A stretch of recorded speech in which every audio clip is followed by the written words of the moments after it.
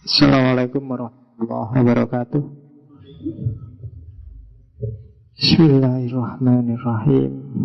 Alhamdulillahi rabbil alamin. Wa bihi nasta'inu ala umuri dunya waddin. Allahumma salli wa sallim wa barik ala sayyidina wa syafi'ina wa maulana Muhammadin wa ala alihi wa ashabihi wa man tabi'ahu huda. Amma ba'du. Bismillah. Kita lanjutkan penjelajahan kita di Tiongkok. Setelah 2 minggu yang lalu kita kenal Lao-Tzu dengan Taoisme dan Konfusianisme. Malam ini kita tambah satu lagi dengan Sun Tzu, masih dari Tiongkok juga, mumpung ini malam Imlek. Ya, ada yang Tiongkok di sini? Ada yang Cina enggak? Enggak ada ya. Paling HP-nya yang Cina. Enggak apa-apa. Oke.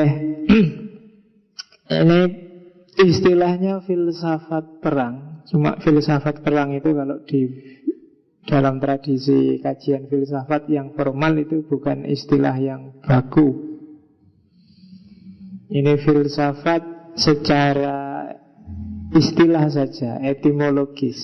Dalam arti segala yang di depannya ada filsafatnya berarti dipikirkan secara mendalam, sistematis, radikal, terbuka, dan hanya demi kebenaran.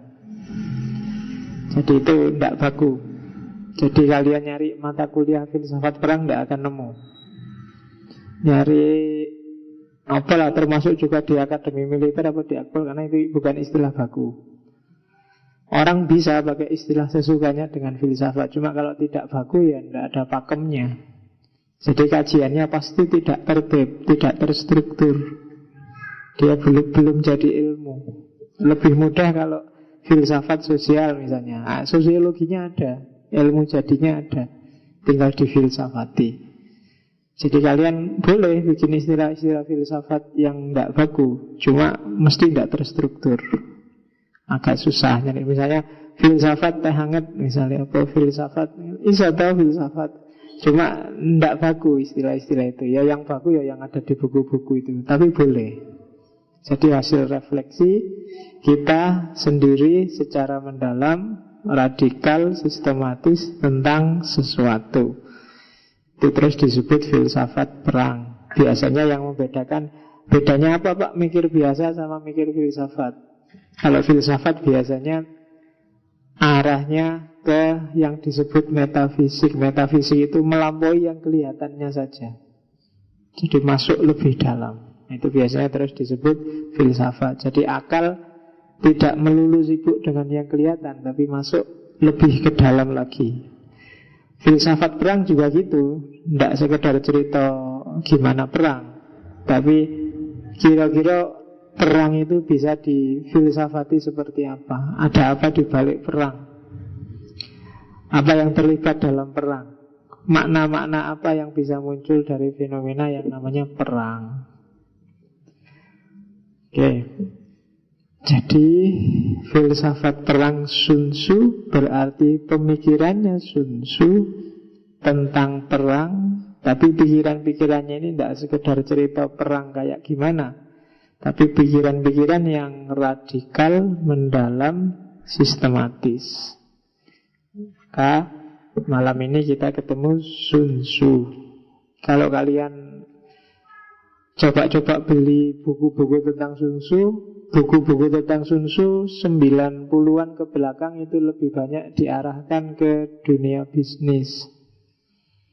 Ada Sun Tzu of Management, ada Sun Tzu of Business, ada Sun Tzu. Karena memang dunia bisnis itu kan hari ini dunia yang pertarungan luar biasa. Kenapa saya kasihkan? Karena ya kita kan juga tiap hari perang sebenarnya. Perang yang paling berat kalau katanya Nabi kan perang melawan nafsu, melawan diri kita sendiri. Nah, siapa ngerti strateginya Sun Tzu berguna untuk kita perang melawan hawa nafsu. Ya kan? Jadi nggak harus dunia bisnis. Atau setiap medan yang kita masuki kan sebenarnya medan perang. Di kampus kamu harus perang sama temanmu, saingan, dur-duran IP. Kan? Begitu masuk ke sini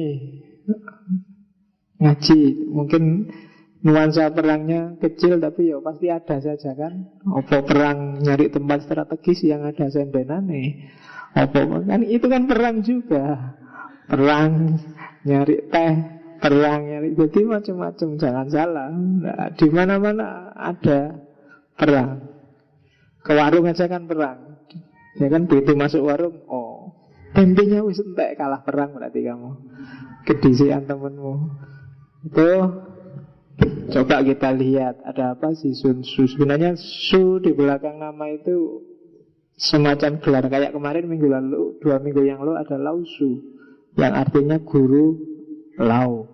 Sun Tzu berarti guru Sun.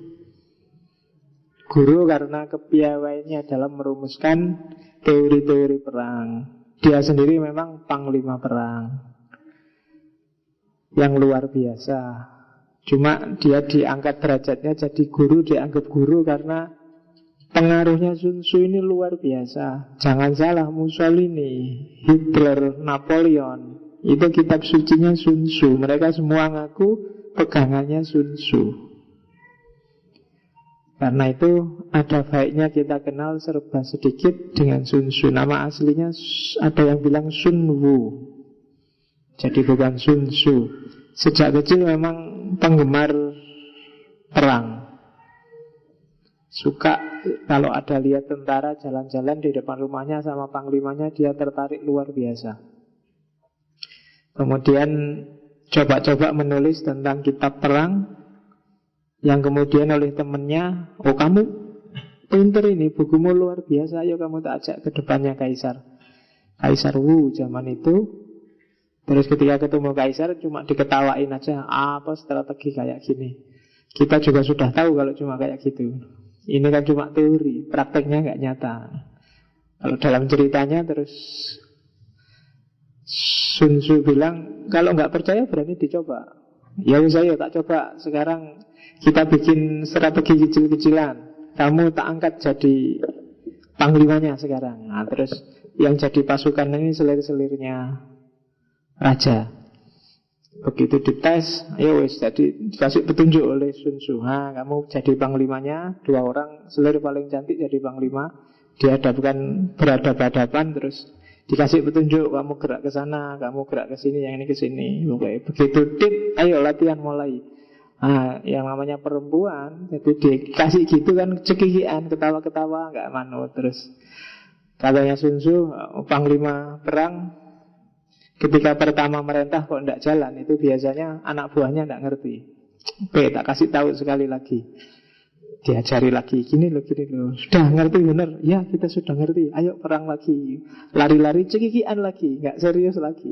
Nah, akhirnya, nah, kalau sudah 2 kali, sudah ngerti kok nggak dijalankan, berarti memberontak. Hukumannya terhadap pemberontak adalah hukuman mati.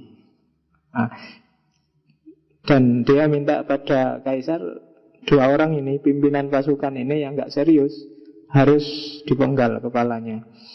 Nah itu rajanya, lah jangan gitu Sun Tzu, kan main-main ini tadi cuma latihan. Nggak bisa. Kan raja sudah ngangkat saya jadi panglima, jadi saya harus punya kuasa, harus menegakkan disiplin. Wah. Dan akhirnya benar dipenggal 2 selir yang paling cantik itu. Jadi yang semula menertawakan Sun Tzu kena batunya akhirnya. Dan akhirnya tapi nanti Sun Tzu jadi panglima luar biasa. Dalam sejarah 300 pasukannya bisa menaklukkan 10.000 pasukan musuh. Itu yang paling monumental. Karena kepandaiannya mengatur strategi. Nanti kita lihat ada apa di balik Sun Tzu. Beberapa strateginya kan dipakai teka-teki itu kan. Gimana kalau kita punya 3 kompi pasukan, ada kompi yang kuat, ada kompi yang sedang, ada kompi yang lemah. berhadapan dengan musuh, sama-sama 3 kompi, kuat, sedang, lemah. Cuma kalau langsung ditabrakkan, kualitasnya beda. Miliknya musuh ini tinggi, jadi derajatnya lebih tinggi musuhnya. Kalau yang kuat melawan yang kuat, kita mesti kalah. Sedang melawan sedang, kita juga kalah. Lemah melawan lemah, kita juga kalah. Terus kalau berdasarkan strateginya Sun Tzu, cara perangnya jangan gitu. Pasukan kita yang paling lemah hadapkan dengan pasukannya musuh yang paling kuat. Jadi yang lemah dihadapkan dengan yang kuat, pasti kalah kan? Cuma pasukan kita yang kuat hadapkan dengan pasukan yang sedang, dan pasukan kita yang sedang hadapkan dengan pasukan yang lemah, miliknya musuh. Skornya nanti akan 2-1 dan menang kita mesti. Itu kan cerdas. Jadi kalau ditabrakkan kuat lawan kuat, kita kalah. Sedang lawan sedang, kita kalah. Lemah lawan lemah, kita kalah. Maka dibalik, kita yang lemah dihadapkan dengan yang paling kuat, ya mesti ajur yang lemah, tidak apa-apa. Tapi di peperangan sebelahnya, yang sedang melawan, yang kuat melawan yang sedang, kan tetap menang kita, kita yang kualitasnya kuat. Dan yang sedang melawan yang lemah juga menang kita. Jadi skornya 2-1. Nah, itu strateginya Sun Tzu antara lain. Oke, nanti kita lihat Sun Tzu kalau dalam filsafat, khususnya filsafat perang, termasuk jenis realisme. Jadi filsafat perspektif perang itu kan ada 4. Ada realisme, ada holy war, jihad, ada pasifisme, dan ada just war.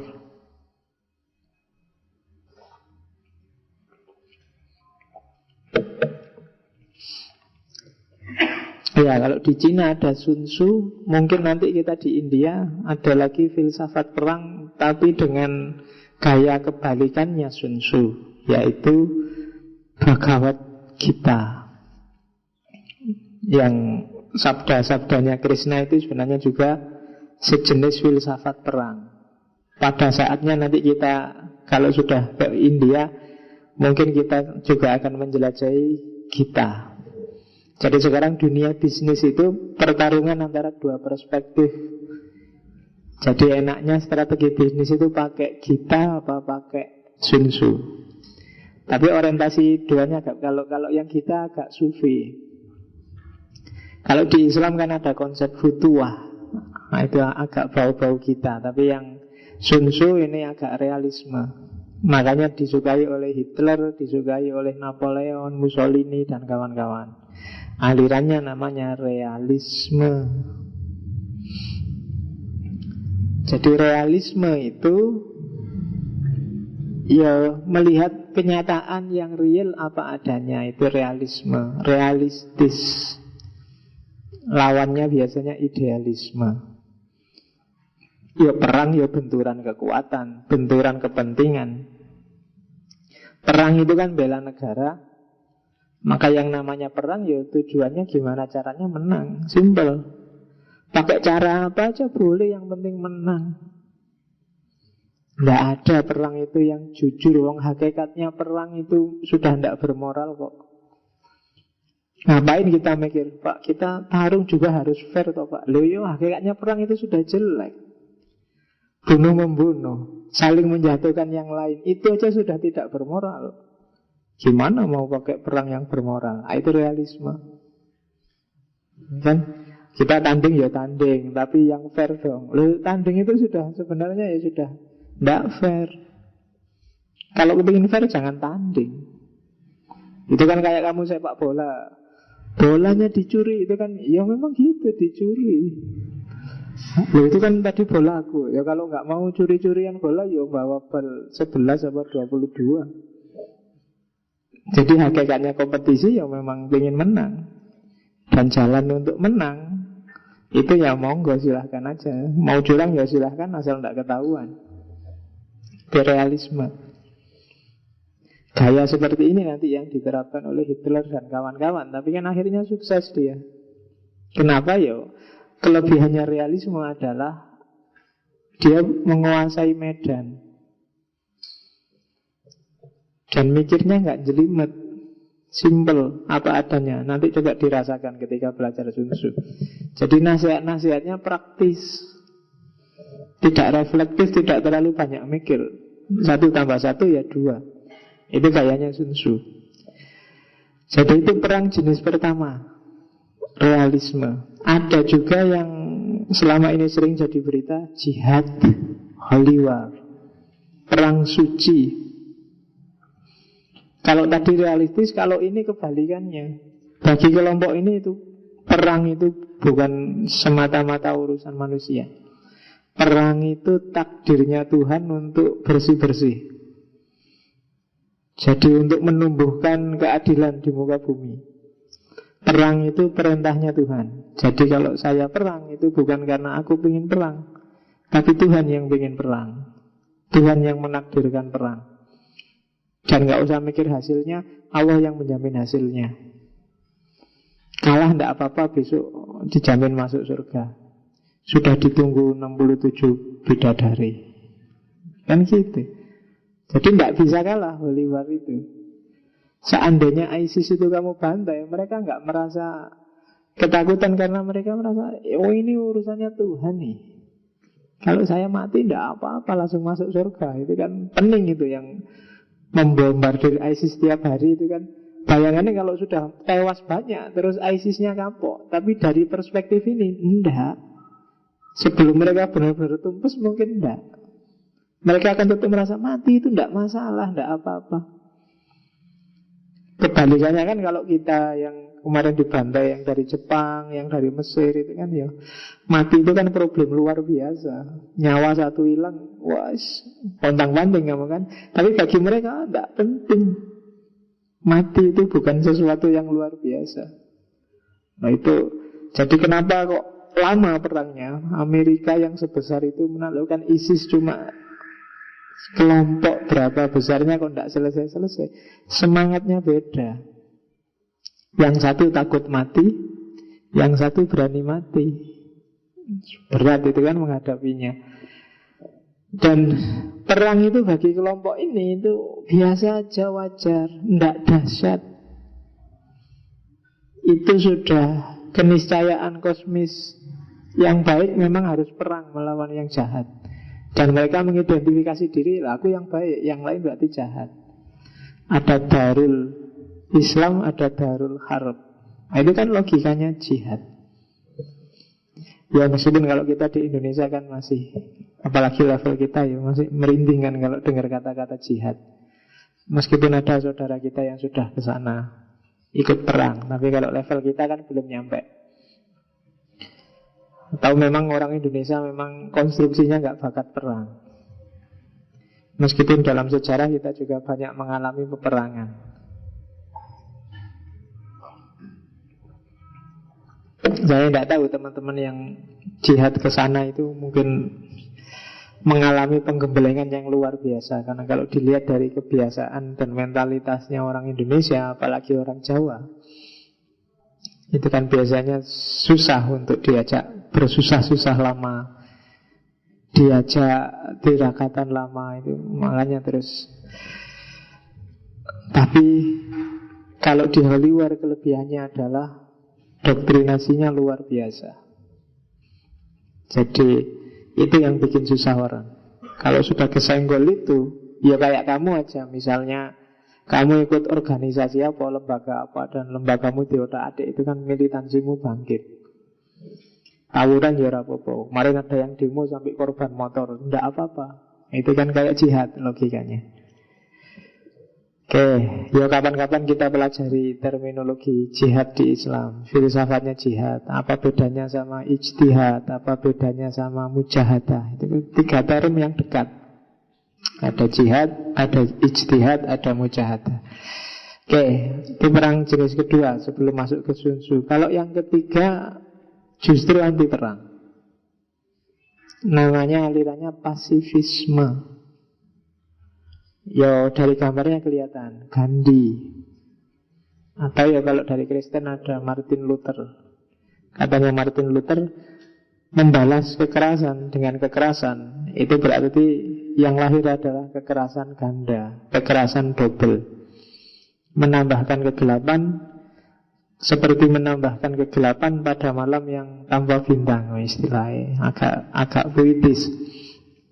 Jadi keras dengan keras, ya hasilnya keras double. Problemnya nggak selesai tapi terus jadi ganda. Itu katanya Martin Luther. Jadi tidak ada perang yang hasilnya seperti diharapkan oleh salah satu pihak. Hasilnya mesti rusak di dua-duanya. Kalah, kalau bahasa Indonesia kan kalah jadi abu, menang jadi arang. Jadi pasifisme, perang ditentang. Daripada perang mending berunding. Kalau berunding nggak bisa, nyerah aja nggak apa-apa. Lah kalah Pak, nggak apa-apa. Bahkan pergi juga nggak apa-apa, terusir juga nggak apa-apa, asal jangan perang.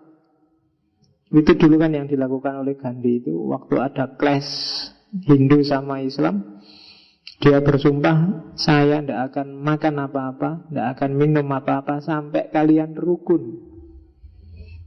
Itu Gandhi. Ya dengan gaya ini kan kemudian dia bisa merukunkan saat itu. Meskipun ya tidak jadi rukun dan pecahlah jadi India dan Pakistan. Tapi lumayan ancamannya Gandhi bisa meredakan luar biasa ketegangan zaman itu. Itu pasifisme. Ya pasifisme itu seandainya harus perang, perang itu alternatif terakhir. Tapi intinya mereka anti perang. Nah, itu Gandhi dan kawan-kawan. Jenis kedua. Anti perang itu bukan berarti tidak berani perang. Berani perang. Bahkan mungkin menang kalau perang, tapi tidak mau perang. Itu pendekar kelas tinggi itu. Kalau kita kan nggak berani perang karena merasa kalah, mesti aku tidak perang.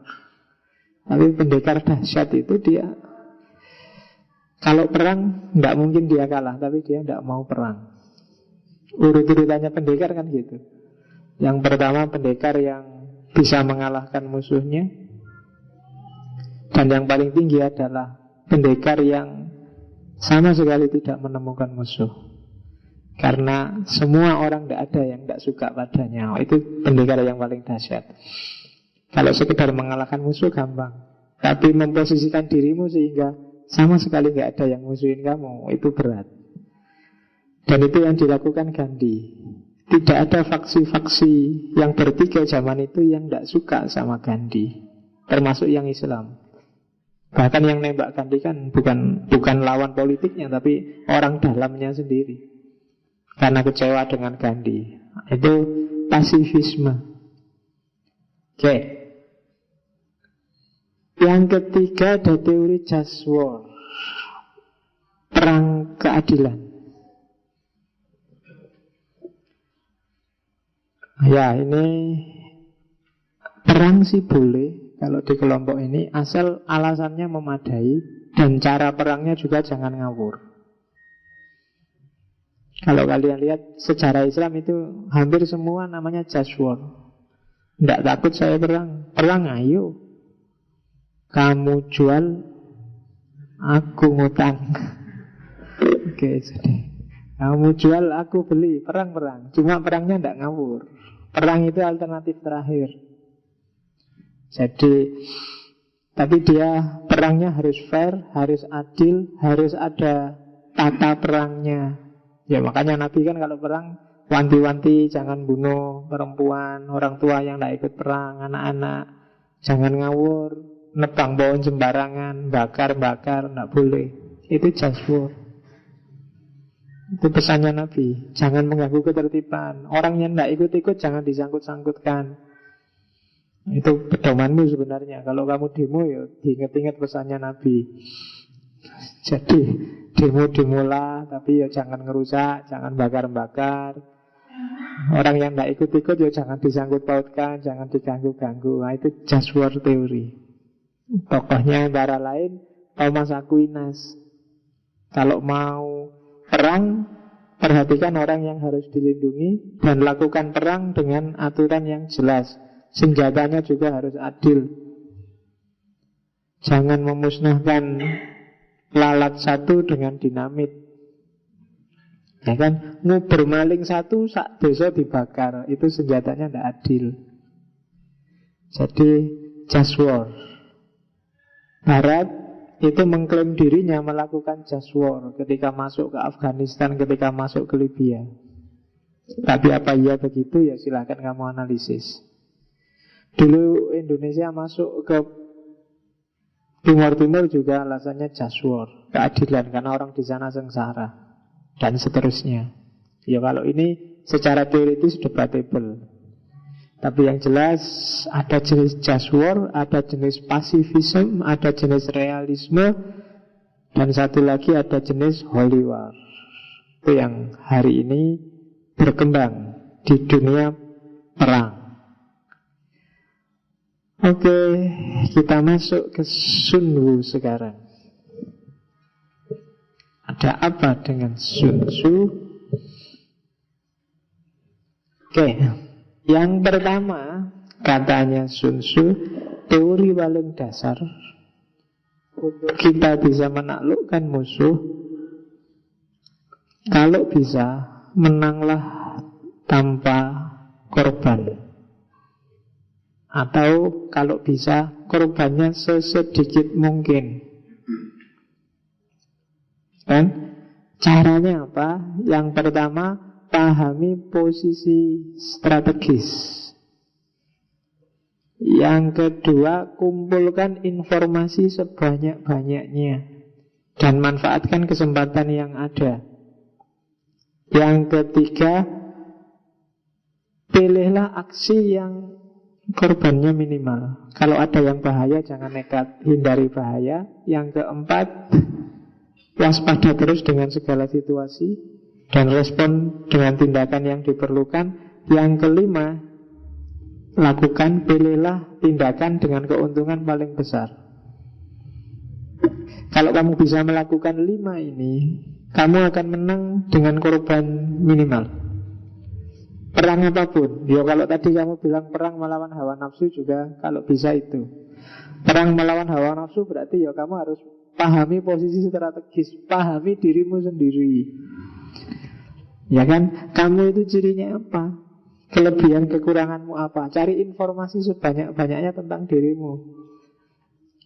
Jadi perangmu melawan hawa nafsu gak banyak korban. Kan banyak kamu sering-sering melakukan perang melawan hawa nafsu, korbannya besar. Tirakatan, tapi akhirnya kuliahnya keteteran. Pak, saya ngantuk pak, nggak konsentrasi di kelas. Tadi malam saya tahajud pak, 200 rakaat. Ya kan, menaklukkan hawa nafsu. Benar kamu menaklukkan hawa nafsu, tapi korbannya terlalu besar. Betul. Kamu boleh mengabdi pada Allah. Makanya di Islam itu kan gitu. Yo, sholat ya sholat, tapi yo kawin. Jangan ngabdi pada Allah akhirnya tidak kawin. Eman-eman. Korbannya terlalu besar. Allah juga tidak kesenangan kamu kayak gitu. Allah itu sayang padamu, menciptakan kamu secara luar biasa. Kamu menyengsarakan dirimu sendiri. Kan yang menciptakan kecewa. Jadi tirakat ya tirakat, menaklukkan hawa nafsu ya ditaklukkan. Tapi yang cerdas, tidak boleh kontraproduktif. Hasilnya sholat malam 200 rakaat apa? Ya cuma ngantuk ini pak. Kuliahnya kacau akhirnya. Jadi gali informasi sebanyak-banyaknya, pilih tindakan yang korbannya kecil, kalau bahaya dihindari. Itu strateginya Sun Tzu. Kamu perang melawan apapun kan harus gitu. Jangan konyol. Kalau ada yang bahaya, saya akan memberani pak. Bahaya enggak apa-apa, enggak. Harus perhitungan. Jadi strategi perang pertama adalah kebijaksanaan anti korban. Jadi jangan ngambil resiko menang tapi kamu sendiri habis, nggak tahu mau apa selanjutnya. Karena kamu sendiri hakikatnya selesai dengan perjuanganmu karena korbannya terlalu besar. Cari yang menguntungkan dirimu. Tidak ada gunanya kamu menang tapi pasukanmu habis. Begitu perang selesai kamu mau ngapain tidak jelas. Begitu selesai tirakatmu kamu sakit. Selesai sudah kan, nggak ada gunanya tirakatmu. Saya puasa 40 hari 40 malam Pak, biar semua perempuan tunduk padaku misalnya. 40 dino loh, bar poso, yo semua perempuan suka loh, tapi kamu mati, tidak ada gunanya. Ya kan, bunuh diri 40 hari 40 malam, tidak makan apa-apa, kurus, kering kamu. Jadi jangan. Jadi prinsip pertama adalah menanglah dengan cerdas, sesedikit mungkin korban. Nah itu keyword pertama. Jadi dalam perjuangan hidupmu jangan konyol. Rumus pertama. Oke, rumus kedua. Kalkulasilah 5 hal ini dalam perang. Yang pertama, alasan moral. Yang kedua, lingkungan sekelilingmu. Yang ketiga, kondisi real. Yang keempat, karena ini pasukan, kepemimpinan. Dan yang kelima, manajemennya. Kamu harus kalkulasi benar. Kalau kamu bisa mengkalkulasi 5 hal itu, kamu akan kenal kekuatan kelebihanmu. Yang pertama, alasan moral. Alasan moral itu visi, misi harus sama. Bagi yang punya organisasi, punya lembaga, yang nomor satu itu vital. Kalau visi misinya nggak sama, lembagamu nggak akan solid. Perang pasti kalah. Semua harus punya semangat yang sama, punya target yang sama, punya dasar nilai yang sama. Kalau enggak, lembagamu tidak akan solid. Begitu kena goncangan, dia akan hancur. Begitu perang, gampang kalah. Kamu juga gitu. Kamu memerangi hawa nafsumu juga, pasukanmu juga harus kompak. Ya pasukanmu itu kan panca indera, akal, hati, nurani, itu harus kompak. Alasan moral. Kalau tidak ada visi, susah sekali menggerakkan pasukan. Kalau kamu nggak punya azim, nggak punya target, nggak punya cita-cita, tidak akan bergerak. Harus punya dasar moral. Makanya kenapa kok kamu hari ini gampang galau? Saya yakin karena kamu ngambang. Besok mau ngapain tidak jelas. Tidak ada visinya. Nggak tahu Pak saya mau apa. Pingin jadi dosen, kok ya wis akeh sing jadi dosen. Susah pontang-panting, pingin jadi, bingung kamu, tidak jelas karena nggak punya orientasi, kamu nggak punya visi. Ya nggak bisa kamu terjun ke medan perang. Medannya aja nggak jelas. Maka harus punya visi. Mulai hari ini kamu harus merancang sebenarnya. Kamu targetmu apa? Ya target itu kan, orang cerdas itu targetnya boleh banyak. Ada plan A, plan B, plan C kan gitu. Aku kuliah jurusan ini, plan A-nya kemungkinan terbaik yang tak sasar adalah jadi ini. Yang kedua baru ini kalau yang pertama gagal. Kalau yang kedua ini gagal, ini. Nah, untuk dapat yang pertama ini aku perlu kemampuan ini kan gitu. Itu punya visi. Kalau kamu sudah punya itu, perjuanganmu lebih ringan. Ya harus besar, tapi jangan visi kecil ya. Visi harus besar. Cita-cita itu kan harus tinggi. Kalau kamu cita-citamu jadi presiden, berjuang untuk jadi presiden, seandainya meleset paling enggak kan menteri.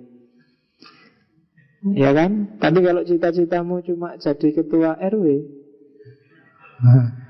meleset ya ketemu nih RT. Ya kan? Nggak apa-apa meleset, tapi begitu meleset jatuhnya kan nggak jauh-jauh dari titik perjuanganmu itu. Nah, itu namanya visi. Setelah itu perhatikan juga alam, kondisi, lingkungan sekelilingmu. Mendukung apa enggak? Saya Pak, cita-citanya jadi pilot. Kuliahnya usuluddin, enggak nyambung. Dia perhatikan lingkungan, usuluddin pengen jadi pilot dalane apa? Ya. Ya kan, pilot itu loh Pak, penerbang Pak. Oh ya, susah ya, penerbang nabu terbang sih iso. Tapi penerbang pilot ya ora iso. Alam. Perhatikan lingkungan sekelilingmu, ya sadar diri lah. Nek kurus kerempeng ya jangan cita-cita jadi petinju. Itu namanya bunuh diri. Ya kan? Oke. Saya ingin jadi atlet Pak. Nah, kamu kecil, kurus, gerembeng, males olahraga, nggak bisa jadi atlet. Saya kan tidak butuh tenaga Pak, saya atlet bulu tangkis Pak. Ya monggo lah, itu kalkulasi dewe. Ada, saya tadi dapat di WA itu, sekarang cabang bulu tangkis itu nambah satu lagi. Kan ada tunggal putra, tunggal putri, ganda putra, ganda putri, ganda campuran. Sekarang ada tunggal campuran. Iya. Iya, sing main bencong. Oke. Tunggal campuran itu. Oke, terus ke alam. Yang ketiga situasi. Saya ingin jadi pilot Pak, kuliahku kan penerbangan. Cuma aja lihat situasi. Tapi kalau di Indonesia hari ini mungkin kamu nggak bisa loh, Indonesia sedang perang misalnya, itu situasi. Saya ingin jadi kiai Pak, biar kaya raya. Wah, Indonesia sekarang kiai nggak bisa kaya, karena kiai nggak dekat dengan. Kalau istri banyak bisa, kalau harta mungkin. Itu situasi namanya. Lihat kondisi hari ini sekarang. Jadi setelah alam, terus situasi nyata. Nah, perhatikan juga kepemimpinan, leadernya. Pemimpinnya kayak gimana? Kalau perang melawan hawa nafsu, ya yang mimpin akalmu, katanya para filosof kan. Komandan itu akal. Akalmu harus waras. Kalau akalnya nggak sehat, ya seluruh tubuh nggak sehat.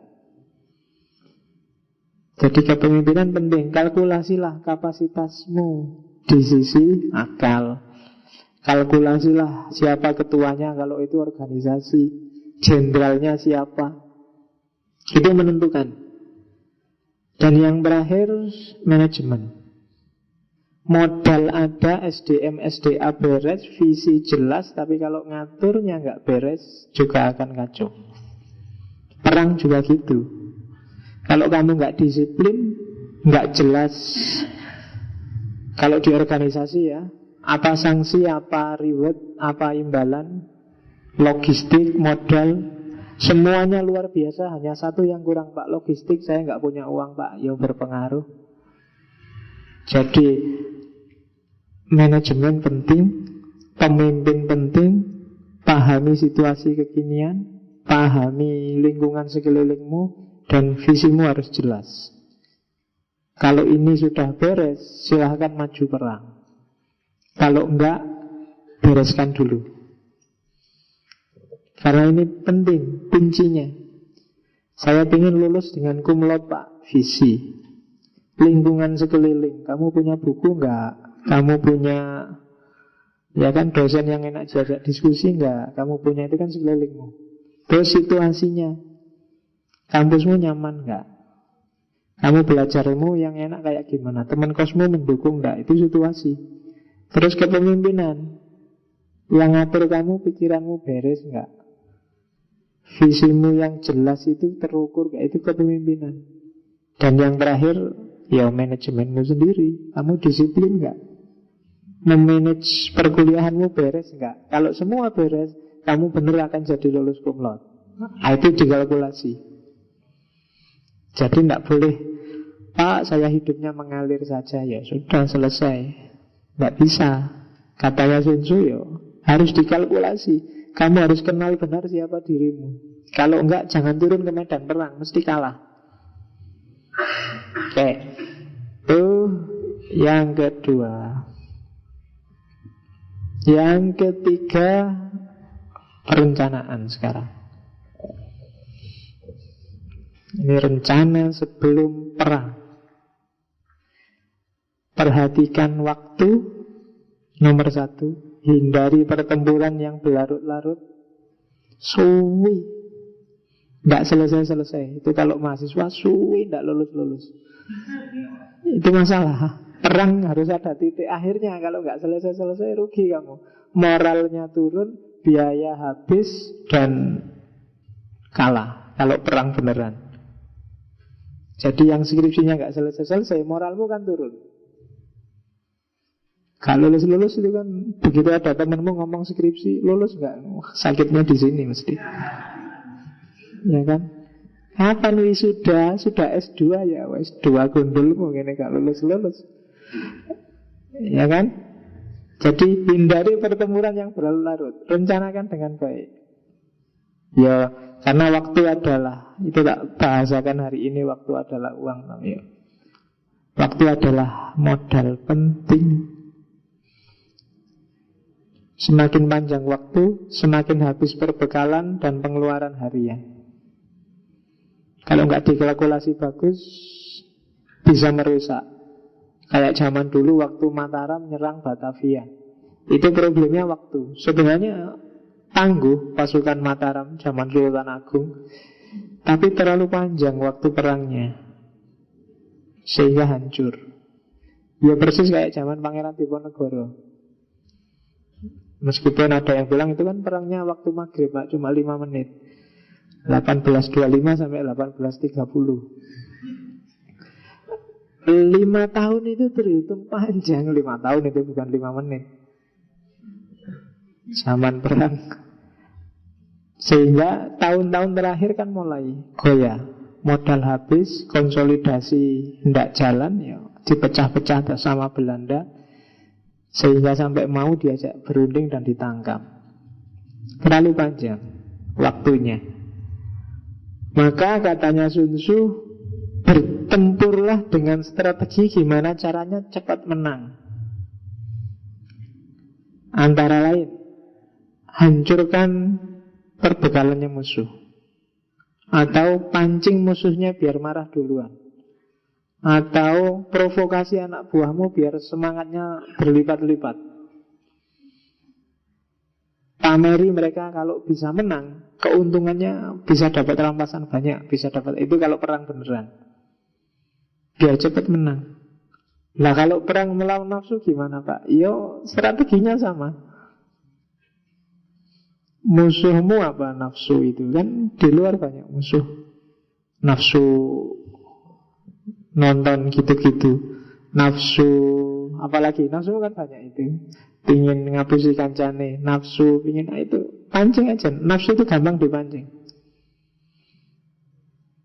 Jadi pancing misalnya yang suka tiap hari nonton film gitu-gitu, pancingan tontonan nyari yang sangat dasar, terus lihatin, loh cuma kayak gitu loh. Apa sih dasarnya kamu lihat kayak gini nih? Lama-lama kamu akan jelek, bosan dan tidak suka lagi, dan kamu menang. Kenapa sih kamu penasaran sekali tiap hari ingin lihat itu? Karena kamu lihatnya dikit-dikit. Coba habiskan sedino nonton udah sampai jelek. Besok kan kamu wis males lagi nonton. Itu cirinya kayak makan. Kamu ngiler sama sekali pengen makan neng McDonald atau KFC. Kalau punya uang sekali-sekali makanlah di sana sampai pengen muntah. Jadi besok yang terbayang, makan di sana pengen muntah aku, selesai tidak pengen KFC lagi wis. Itu nafsu. Dan cirinya nafsu itu tidak tahan lama. Ya kalau kamu pacaran itu loh, tambah suwe kan tambah tidak enak rasanya. Awalnya menggubu-gubu luar biasa, tiap hari ingin ketemu, lama-lama kalau bisa ketemu yang lain aja deh. Nanti kalau ketemu dia disuruh ngeraktir, disuruh nganter lah, ngerengek inilah itulah, capek, yang lain aja deh. Mesti gitu. Kenapa? Itu nafsu, kesuwen. Jadi cara menaklukkan nafsu kadang-kadang harus begitu.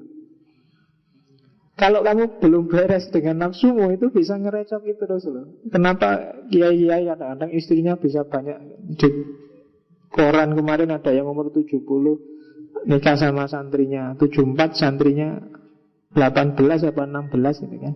Sampai umur 74 belum masih bingung dengan itu. Jadi ada baiknya kamu puas-puaskan sampai muntah, besok tidak pengen lagi. Itu sarannya Sun Tzu. Jadi hari ini kan kamu empat, kamu itu biasanya malah nguatiri. Kadang-kadang yang dari pondok itu pacaran tambah luar biasa, karena selama ini diempet. Ya kan? Coba yang nggak pernah mondok tiap hari koncone wedok-wedok lawan jenis senggol-senggol nggak apa-apa. Tapi yang nggak pernah, jangankan disenggol, temen ceweknya dehem apa senyum aja dia gonjang-ganjing luar biasa itu. Iya kan? Karena nggak pernah. Sementara yang biasa mbok disenggol, kadang duduknya senden sini nggak apa-apa, biasa aja. Tapi kamu yang didehemi aja sudah bisa terbawa mimpi itu. Kan? Itu nafsu. Jadi semakin kamu tahan-tahan, dia semakin membahayakan dirimu. Oke, makanya sama Nabi kan nggak disuruh mutus, tapi kontrol lah. Kan gitu. Oke. Kenapa sih perang harus cepat? Ya iyalah, semakin cepat perang, semakin cepat kamu damai. Kalau perangmu melawan hawa nafsu itu lama, kamu akan capek. Energimu terkuras ke situ terus, berlarut-larut. Tidak akan ada untungnya sama sekali. Kayak tadi, akhirnya kontraproduktif. Misalnya, Nabi bilang kalau kamu pengen nikah dan gak mampu, puasa aja. Itu kan puasa itu untuk menaklukkan nafsumu. Nah ini kalau perangmu lama kan kamu puasa terus, kontraproduktif pasti. Puasa itu bagaimanapun ya lemes. Oke ya, jadi manistata amin kumul ba'a fa'alaihi bisawm. Di poso. Kalau nggak bisa, zaman saya di pondok nggak cuma bisawm tapi bisobun. Iya, nggak apa-apa lah. Itu kan kamu kok ketawa, pengalaman kok. Iya, enggak apa-apa itu amal yang disukai, katanya Nabi. Yang disukai Allah itu amalu rajulun biyadihi. Iya kan? Ayul a'malu ahabbu indallah amalu rajulun biyadihi. Jadi kerjaannya cowok dengan tangannya itu sangat disukai oleh Allah. Oke, sampai situ ngomong apa aku mau. Oke, kita lanjutkan. Karakter pemenang. Katanya Sun Tzu, coba dilihat. Inilah cirinya orang yang akan menang. Yang pertama, orang yang tahu kapan harus perang dan kapan tidak. Ini mesti orang cerdas. Kalau dia tahu akan kalah, ya tidak usah perang aja. Kalah. Jadi kalau dia yakin menang, baru dia mau perang. Nah ini mau kerengan, yakin menang, ayo. Tapi ini mau kerengan, kerengan itu tidak boleh, kekerasan. Nah itu pintar berarti dia, ngerti kapasitasnya. Orang kayak gini mengkhawatirkan. Hati-hati dekat orang cerdas. Dia tahu kapan harus perang, kapan tidak, kapan harus maju, kapan harus mundur. Jadi hidup itu nggak selalu kamu harus nabrak maju terus. Sekali-sekali harus ngerti, harus ada ngalahnya. Karena memang kadang-kadang kamu kalah. Tapi gayanya kalah kan, enggak apa-apa, aku ngalah aja dulu. Padahal memang kalah. Kalau sudah jelas kamu merasa menang, serang. Itu karakter pemenang. Yang kedua, orang yang tahu cara mengelola kelebihan dan kelemahannya. Kamu sendiri yang tahu kelebihan kelemahanmu apa, dan kamu ngerti cara mengelolanya. Mengelola ya lah. Kelebihan dan kelemahan itu pasti dimiliki setiap orang. Caramu menyikapi harus pas.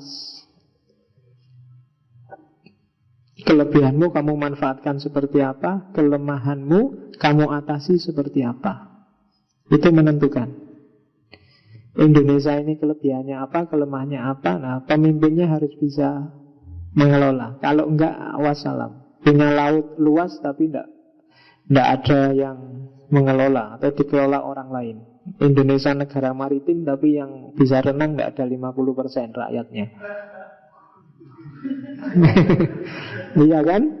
Ya coba aja, ayo di ruangan ini yang ahli renang paling enggak ada separuhnya. Padahal rumahnya tiap hari banjir, dekat sungai, dekat laut. Itu berarti kamu enggak ngerti kelemahan dan kelebihanmu. Padahal nenek moyangnya orang pelaut. Kamu tidak berani sama laut, naik kapal mabuk. Iya, itu yang kedua. Kota podo wae saiki banjir.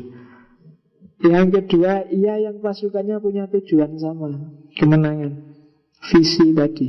Begitu visi tidak jelas atau visinya beda-beda, jangan perang. Kamu mesti kalah. Demo kok tidak jelas. Dalam rangka apa sih demo itu? Tidak ngerti, yang penting dibayar kok. Nah, itu wassalam sudah. Hasilnya mesti blunder. Jadi kontraproduktif. Antara yang dia hasilkan dengan perjuangannya nggak nyambung. Kenapa? Visinya beda. Melawan hawa nafsu juga gitu. Kamu kalau visinya nggak jelas ya nggak akan menang. Kemudian yang keempat, orang yang selalu siap dan waspada dari serangan musuh. Ini biasanya menang. Kalau urusan nafsu ya berarti kamu ngerti kelemahanmu di mana. Saya Pak, kelemahanku kalau nonton film gitu-gitu Pak, akhirnya nggak bisa tidur. Maka saya nggak usah nonton Pak. Itu siap namanya, waspada. Jangan sampai aku diserang yang gitu-gitu. Kalau temanmu ngajak, itu film apa? Jangan. Kan gitu.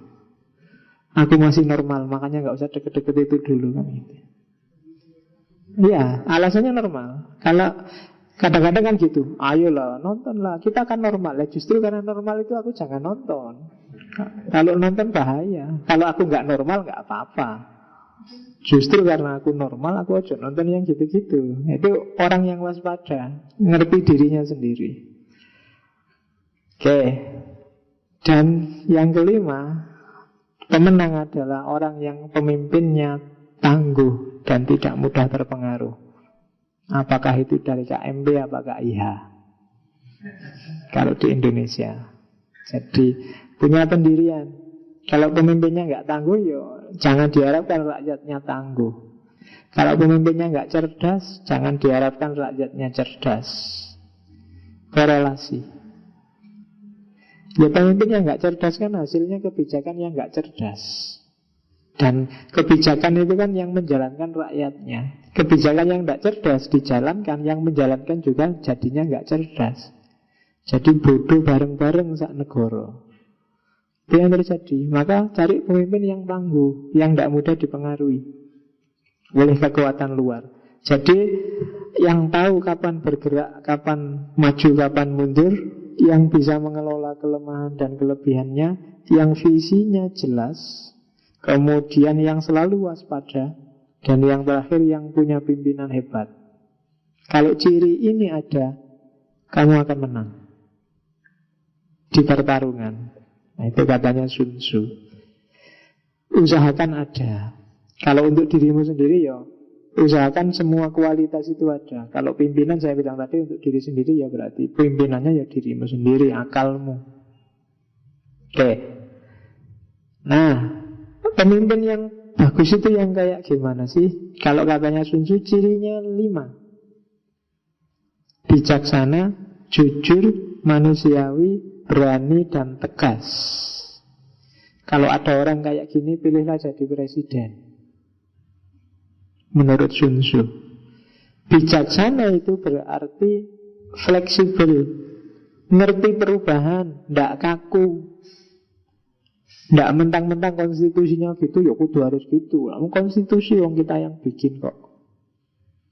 Bisa diganti kalau memang dibutuhkan. Hukum dibikin untuk melayani manusia, bukan manusia dibikin untuk melayani hukum. Itu logika itu yang sekarang banyak dilupakan orang. Sidik-sidik konstitusi, sidik-sidik konstitusi. Tidak, pemimpin yang bijaksana dia fleksibel. Dia ngerti situasi. Kalau tidak pas ya tidak. Meskipun konstitusi bilang begitu. Ya misalnya bumi, air, dan macam-macam milik negara digunakan untuk kepentingan rakyat. Begitu milik negara yang punya kan BUMN semua. Ya kan? Wah, ini terus terjadi monopoli sehingga nggak kompetitif. Sehingga mau nggak mau harus diterima itu. Misalnya listrik itu kan mau nggak mau kan harus PLN.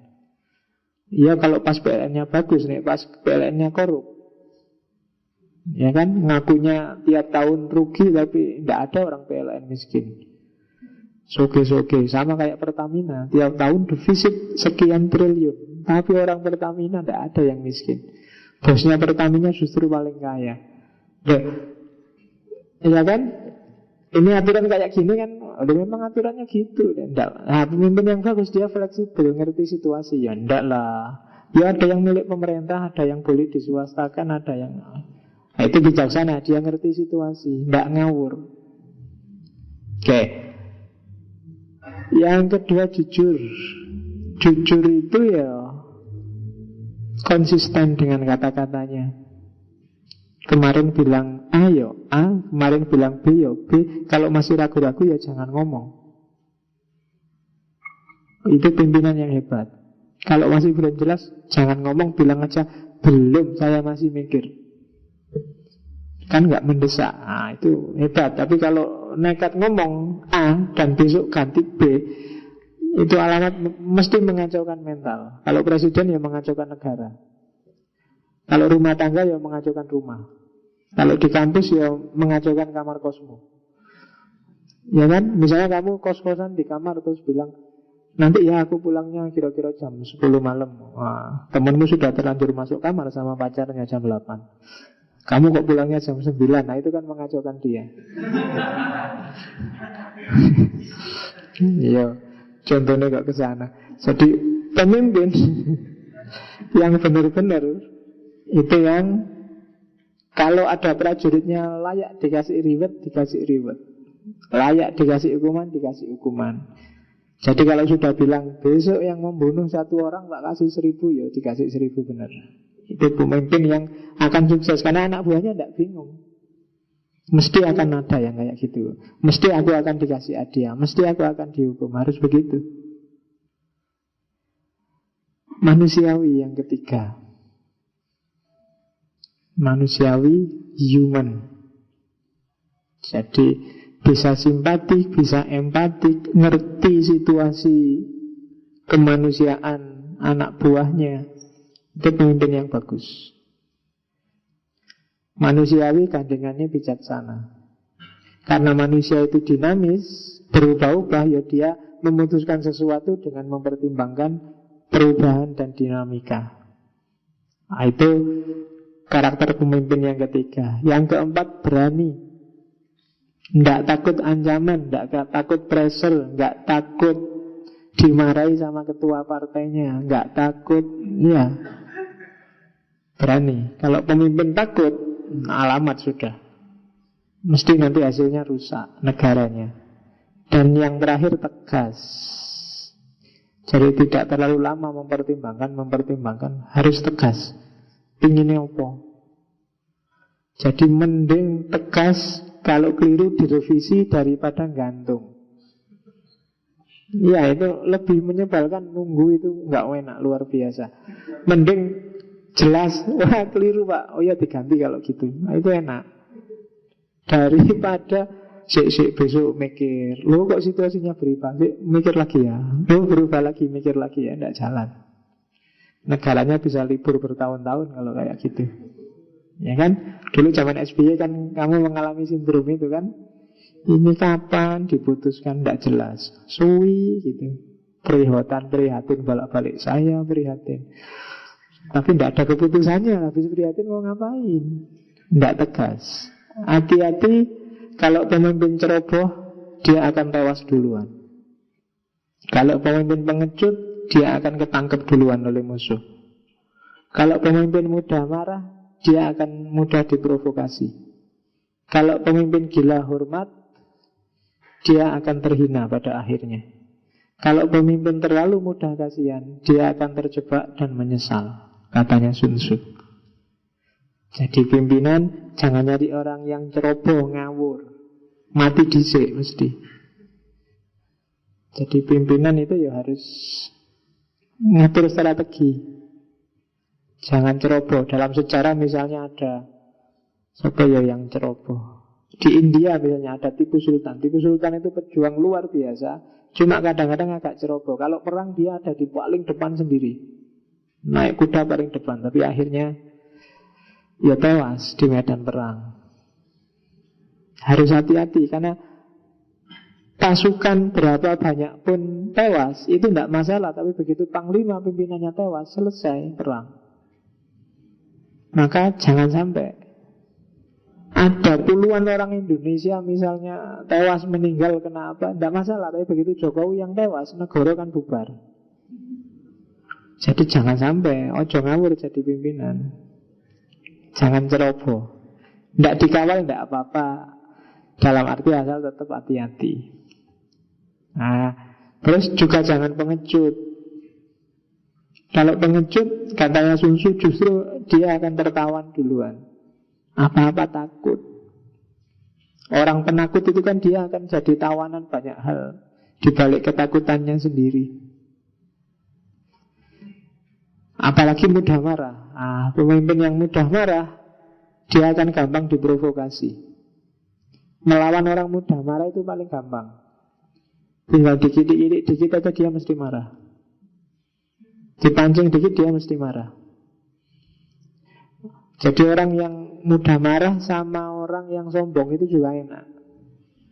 Memanfaatkan orang sombong itu paling gampang. Kamu puji aja, dia mesti tunduk padamu.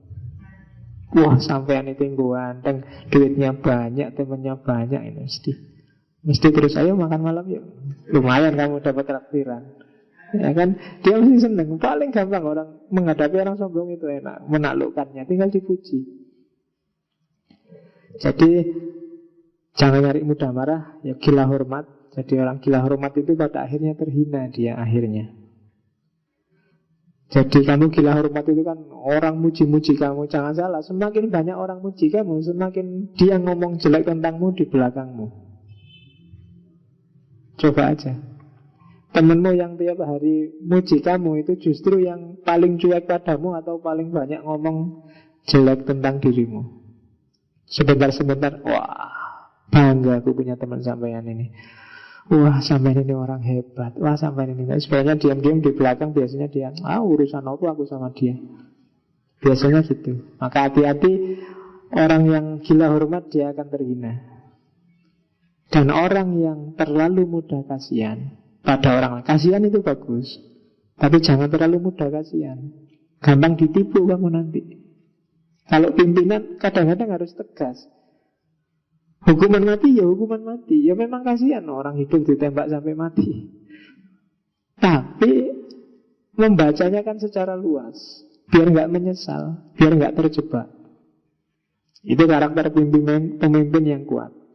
Bijaksana, jujur, manusiawi, berani, tegas. Tidak ceroboh, tidak pengecut, tidak mudah marah, tidak gila hormat, dan tidak terlalu mudah kasihan. Kalau ada orang kualitasnya kayak gini, jadikan dia panglima, jadikan dia presiden. Akan beres urusan perang. Nah, oke, sekarang kekuatan. Kekuatan itu penting, tapi kemenangan kuncinya bukan pada kekuatan. Katanya Sun Tzu. Karena kekuatan itu relatif. Yang kecil mengalahkan yang besar itu banyak dan sering.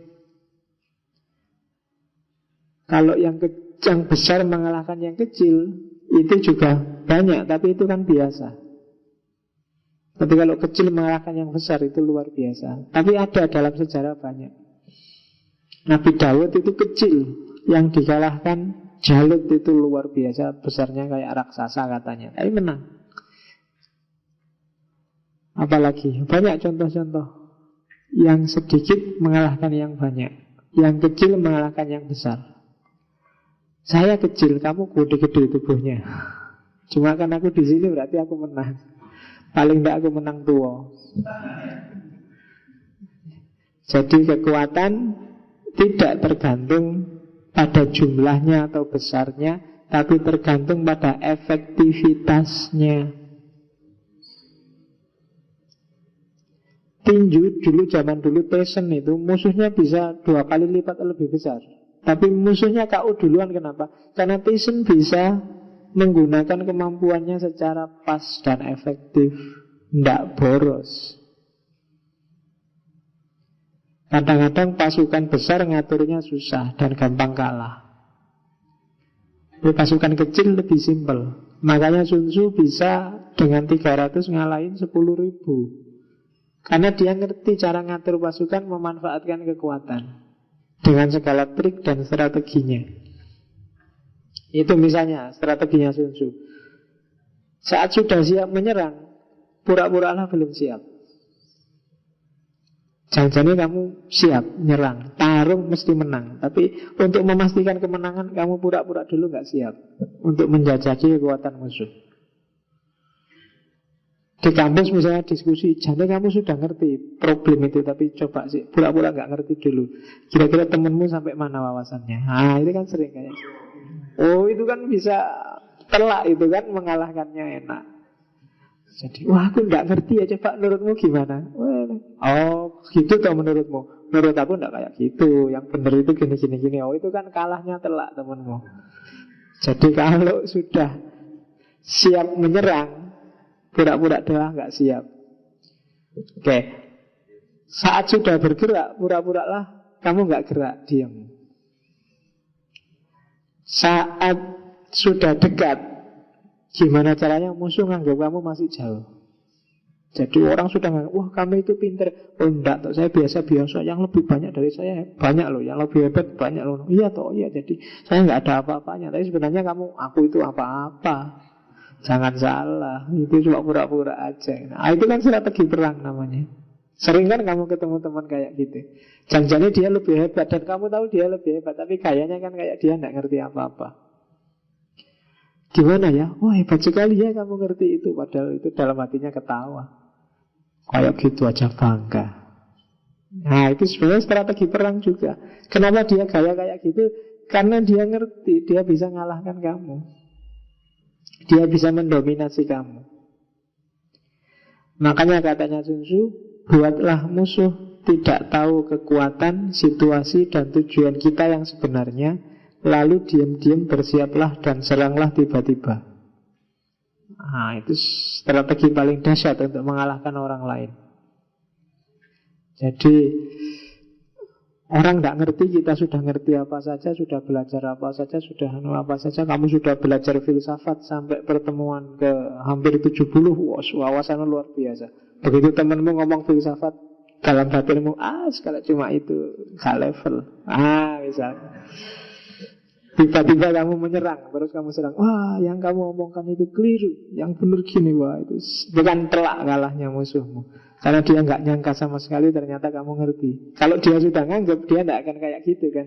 Karena dia tidak nganggap, maka dia tidak siap ketika diserang habis-habisan. Nah, itu strategi perang.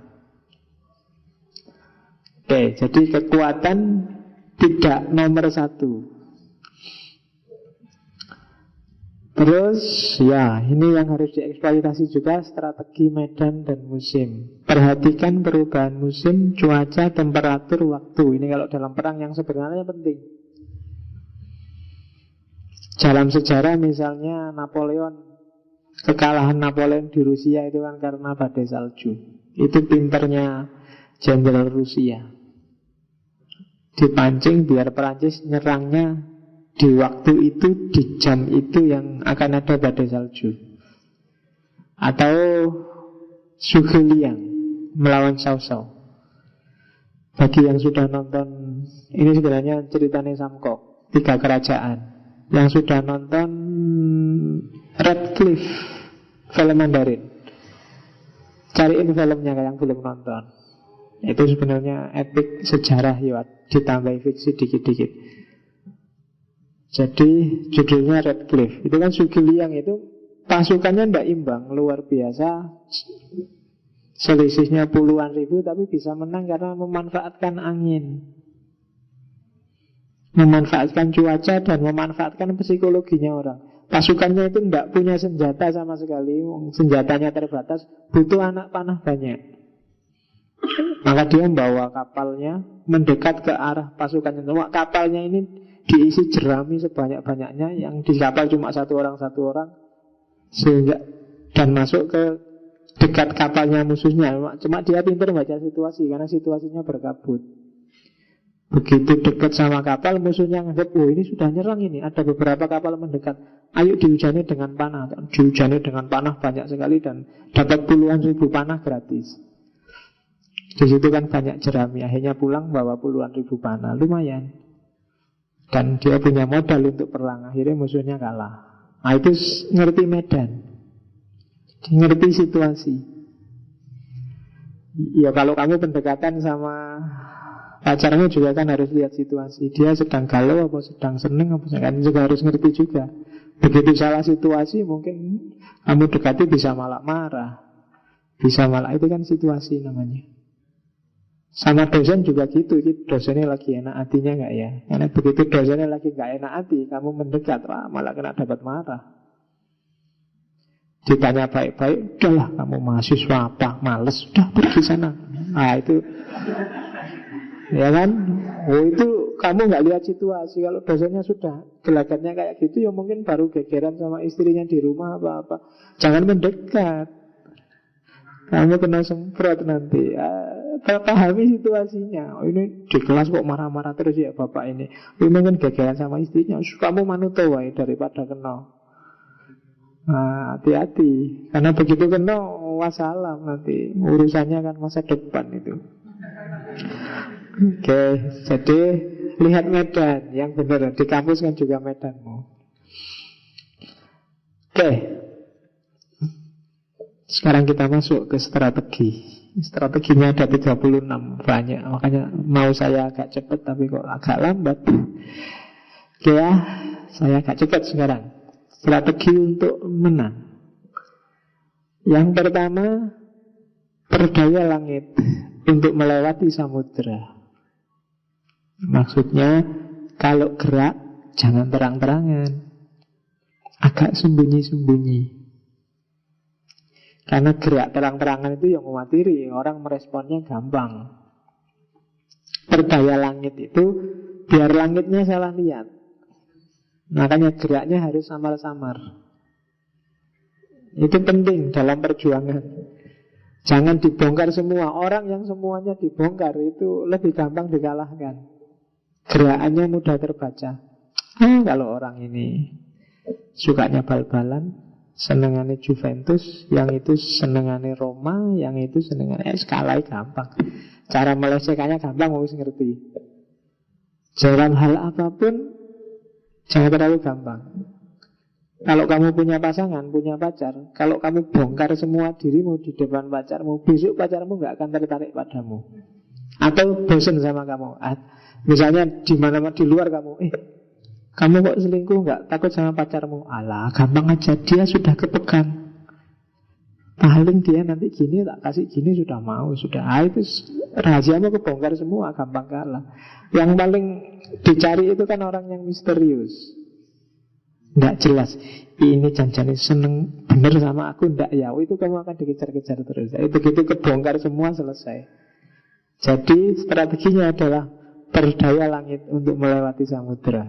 Wah, kamu akan sampai di seberang samudera dan gak ada orang tahu. Kamu akan hebat luar biasa, tapi orang gak nyangka kamu sehebat itu. Dan jadilah misterius.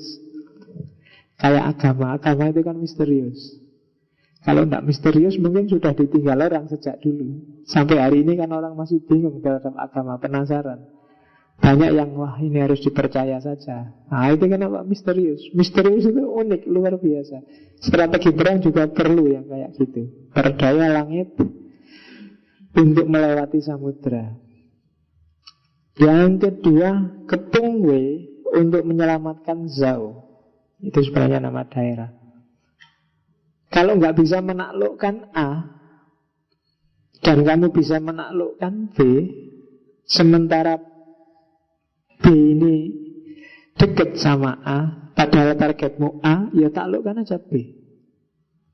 Nanti A kan otomatis akan pening sendiri dan akan lebih gampang ditaklukkan. Jadi ketemu untuk menyelamatkan Zhao itu ya preteli kekuatannya.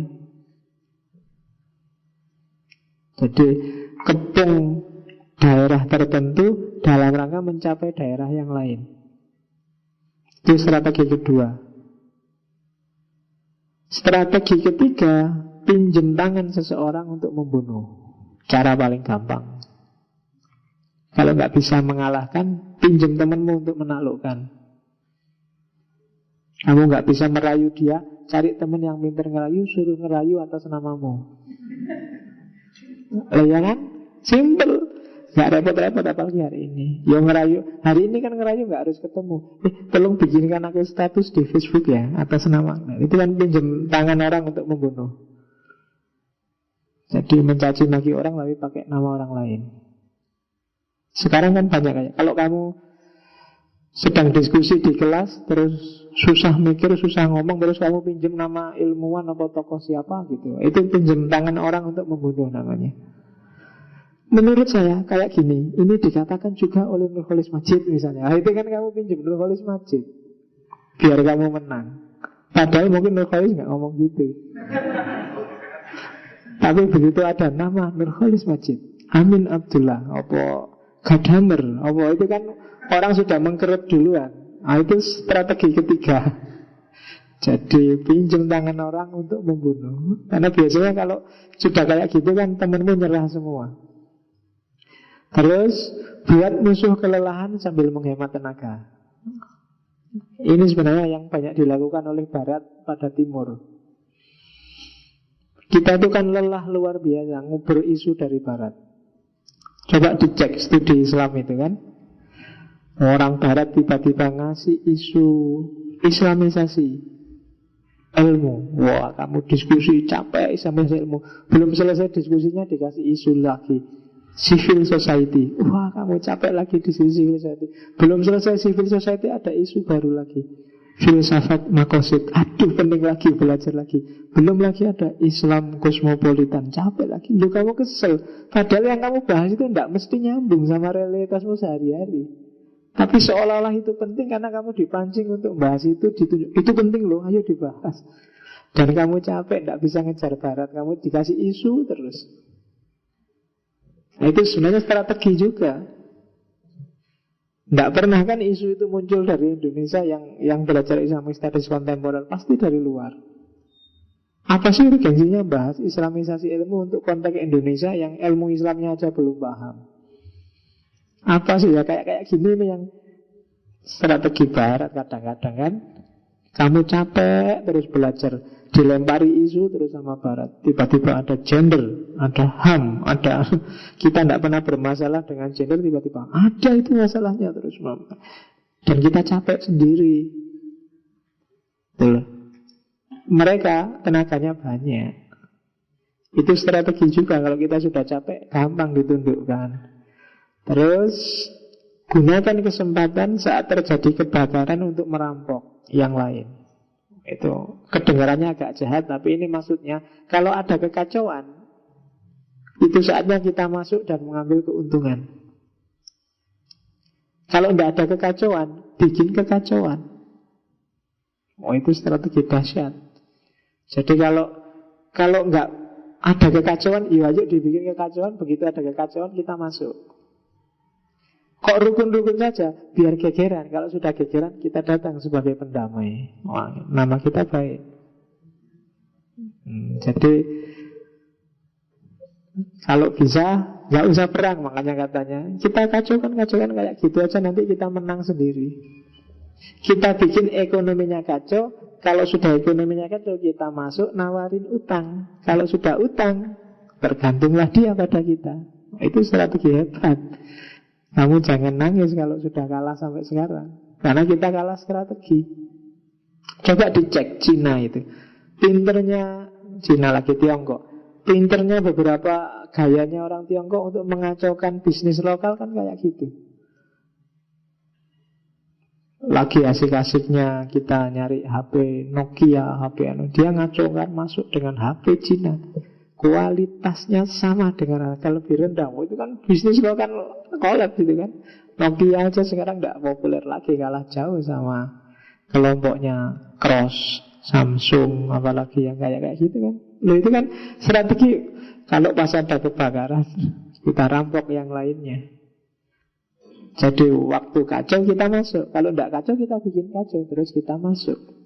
Sudah nggak usah beli iPad, kita kasih yang baru iPad. Nah, zaman dulu ada iPad itu kan. Ini pinter Cina kan itu. Oke. Terus strategi ke-6, berpura-pura menyerang dari timur, tapi seranglah dari barat. Nah, itu juga menjebak kan. Hati-hati ya, besok kamu tak serang dari timur, tapi serangnya dari barat. Kalau musuhnya sudah ngerti, mesti kebalikannya. Dibalik strateginya. Hati-hati, besok tak serang dari timur. Mesti barat, ngadep barat, seranglah dari timur. Oh, itu pinter-pinteran. Strategi perang kan kayak gitu. Dan untuk tahu musuhmu paham apa enggak, dia memahami kayak gimana, itu gunanya mata-mata. Nanti bab terakhir ada mata-mata. Cuma tidak saya masukkan di sini. Ya mata-mata kamu sudah paham lah. Tiap hari nonton James Bond. Oke, selanjutnya strategi berhadapan dengan musuh. Strategi ke-7, buatlah sesuatu untuk hal kosong.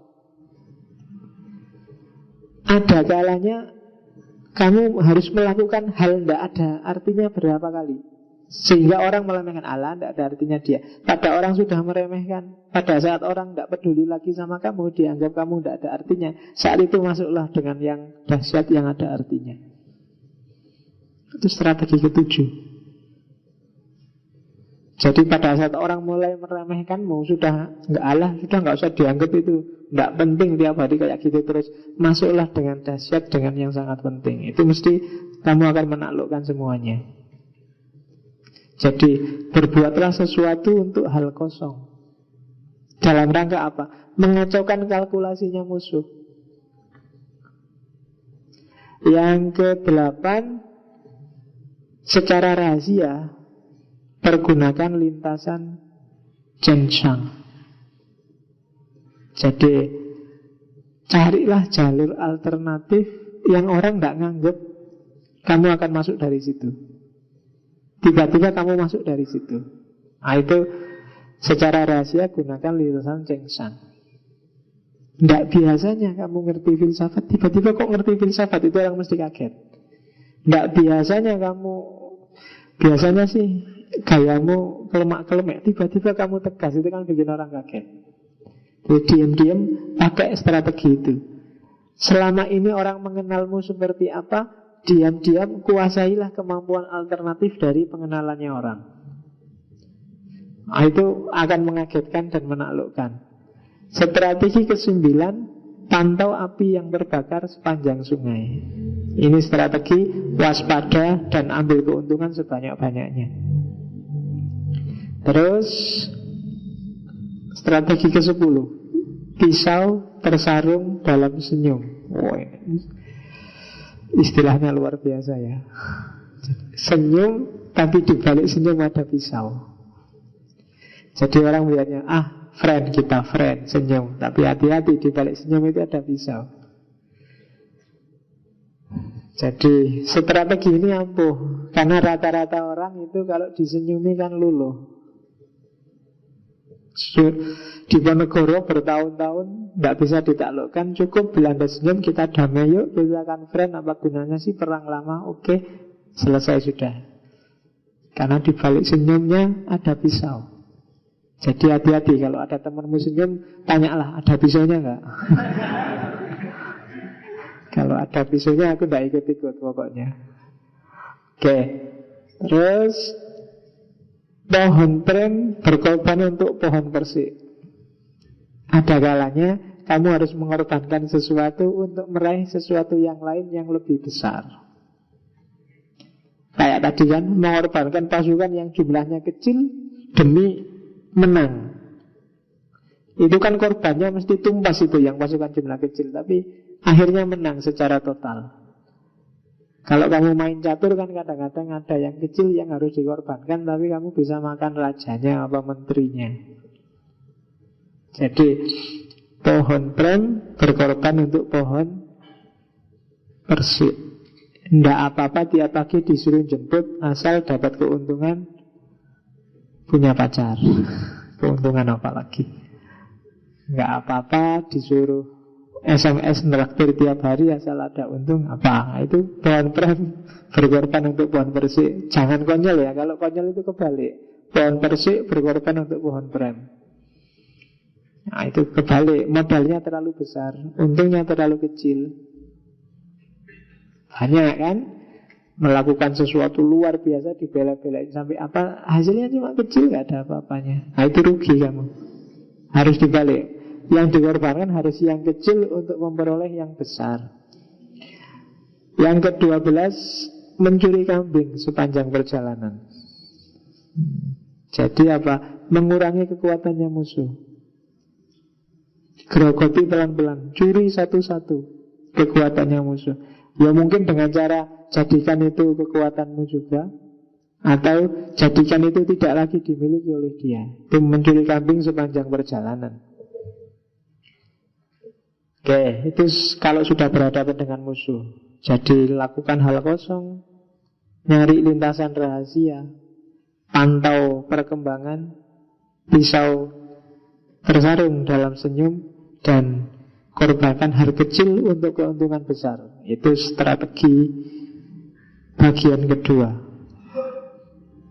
Strategi ketiga, strategi penyerangan. Itu banyak. Strategi pertama adalah kagetkan ular dengan memukul rumput di sekitarnya. Oh ini filosofis sekali kan. Jadi kalau ada ular datang itu kan bahaya. Cara paling gampang biar ular itu tertarik perhatiannya, nggak mau gigit kamu kan, kamu pukul-pukul sekitarnya. Nah, melawan musuh juga begitu. Palingkan perhatiannya biar nggak nyasar ke kamu. Entah kamu palingkan kemana, tapi target yang dituju biar bukan kamu. Sehingga dia tidak waspada, kamu menyerang dan menaklukkannya gampang. Kalau diajak temenmu diskusi kok mau kalah, tinggal kamu geser orientasinya. Sebentar, jangan bahas itu dulu. Kamu tadi sudah mandi belum? Nah itu kan geser sudah orangnya. Sudah, tapi kok masih bau? Gegerannya ganti sekarang, urusan mandi dan bau, bukan urusan yang tadi. Nah itu mengagetkan ular dengan memukul rumput di sekitarnya. Ketemu dosennya, maunya sih biar nilainya nggak jelek, biar yang tadi E bisa diganti A.